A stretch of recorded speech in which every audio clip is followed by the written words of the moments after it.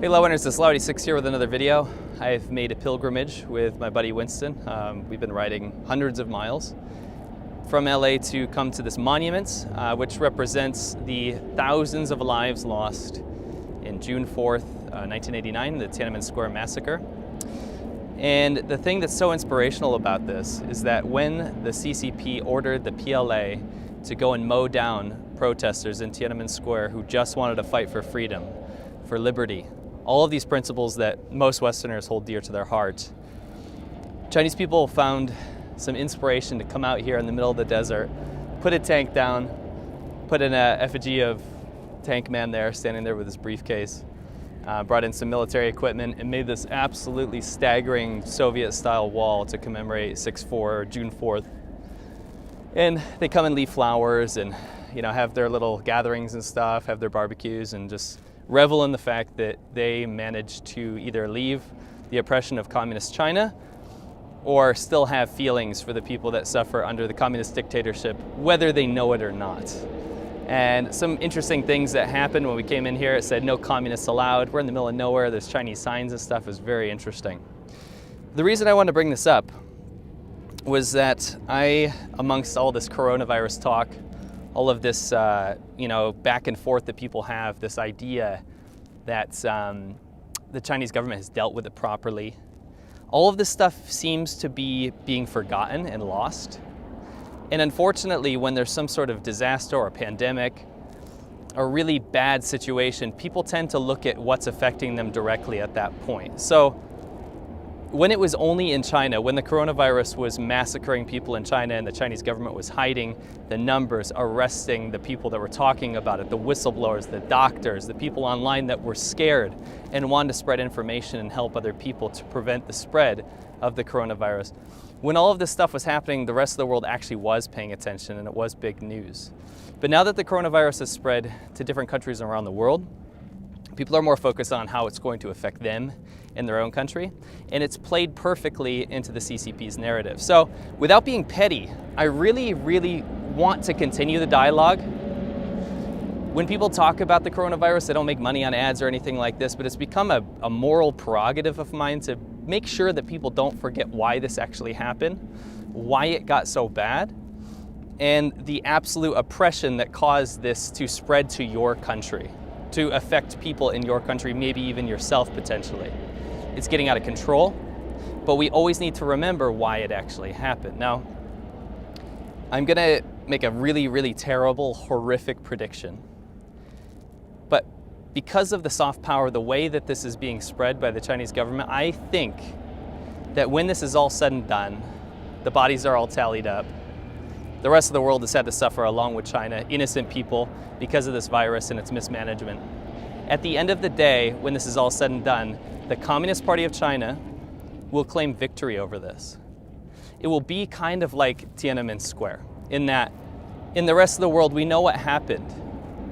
We know that people died. We know that people were murdered brutally with tanks and artillery by a communist dictatorship. But in China, they've managed to massage the story into a positive of how they kind of dealt with and cracked down on crazy students that had really unrealistic ideas that could have potentially led China into a Taiwan-esque democracy. They've massaged the story to the point where young people in China now believe that killing those students was the right thing to do.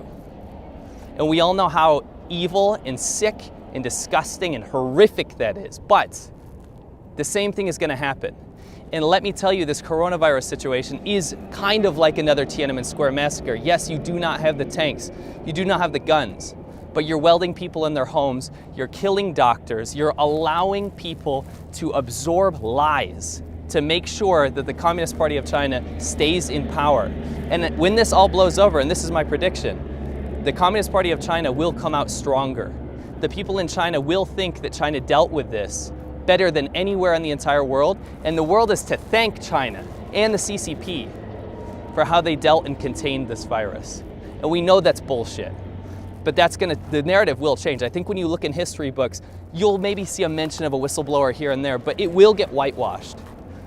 And people like to look at these events as like a cataclysm or instigation of some maybe societal change or political change in China, but that's not how it works. I can't change the Chinese government. I can't give Chinese people freedom, but I would be goddamn immoral if I didn't try to bring this up, because you can't take a tragedy and make people believe that that tragedy is, number one, not your fault, and number two, you should be patted on the back and celebrated for your stern leadership. And my fear is that when this does blow over, and when the CCP writes their books, their history books, they're also going to change other people's minds in other countries and romanticize authoritarianism. People in other countries, maybe younger people that didn't pay attention to the whole timeline of this coronavirus thing, they won't have an informed opinion because all they can do is read the distilled history that the CCP has kind of allowed you to feel or know. And it's going to be like Tiananmen Square in that way, if not worse. The Communist Party of China has a very good stranglehold on social media, on directing the narrative. They are in different countries' pockets. In 1989, China wasn't in the pockets of other countries. They were a poor dictatorship. Now they are a rich dictatorship. They have influence. They have influence over the WHO, over all these international organizations that allow the narrative to consistently and constantly be changed so that we will never actually know the truth. And you know what the real victims are the Chinese people that died, were burned or cremated or not accounted for, the people that didn't have proper containment methods because it was hidden from them. And then you have people, Chinese people who built this monument, that remember these times. They went to Western countries, they went to other places because they valued liberty and they had to leave. Maybe a lot of their friends died, maybe their professors and students, the people that organized this movement, maybe they died. But they put their time and money into remembering this. They were the courageous people that actually made this happen so that people wouldn't forget. So that when you drive to Las Vegas down this highway, you see that on the side of the road, and you might be curious enough to pull over and see what the hell is going on.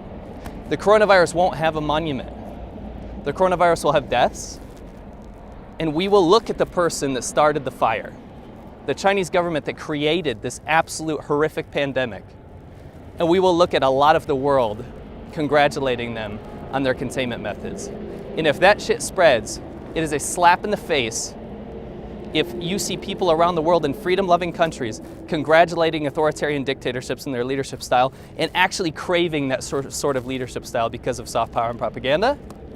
That's a slap in the face of the Chinese people that left and tried to fight for their freedom in China. And it's the same values that I have, and it's the same values that you should have too, because everyone is a human being, deserves a voice, is an individual human being and a person. And when you try to take that away or strip that away because you think it's more convenient to have a top-down leadership that can control the narrative of everything, you're evil. You're sick. You're sick in the mind. And maybe it's not your fault because the Chinese government's doing a goddamn good job of making it that way. So excuse me if I get a little bit emotional at a place like this, because I've been doing YouTube with Winston for years. And we've seen what's happened and how the CCP is maybe even more brutal than it was in 1989. It's just you don't know about it. And that's fucked up.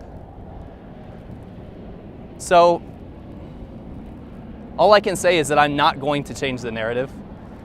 But me as an individual and helping to represent the Chinese people that laid down their lives to try to start a movement, to inspire maybe other places that were also under oppression and dictatorship, they did not die in vain.